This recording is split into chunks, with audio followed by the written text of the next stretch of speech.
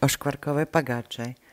Oškvarky rozmixujeme s trochou masti, múku si preosejeme, urobíme jamku, osolíme po okrajoch, pridáme kvasnice s troškou cukru a zalejeme vlažnou vodou. Počkáme, kým kvasnice narastú a začíname ingrediencie spájať. Pridávame toľko vlažnej vody, koľko je treba.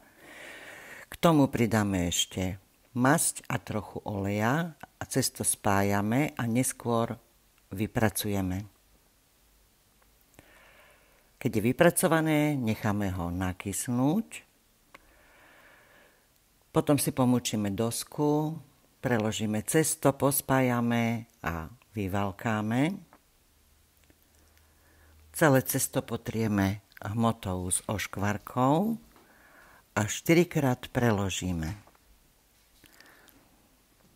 Necháme podkysnúť a tento proces urobíme 4-krát, kým bude cesto pripravené na pečenie.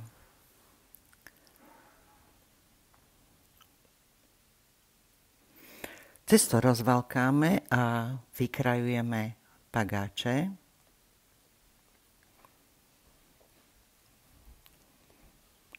Upravíme vrch pagáča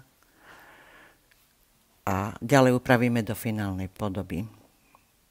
Zostávajúce cesto môžeme použiť podľa ľubovôle. Ja som urobila tyčinky. Pagáče potrieme žltkom, posolíme a môžeme upiecť.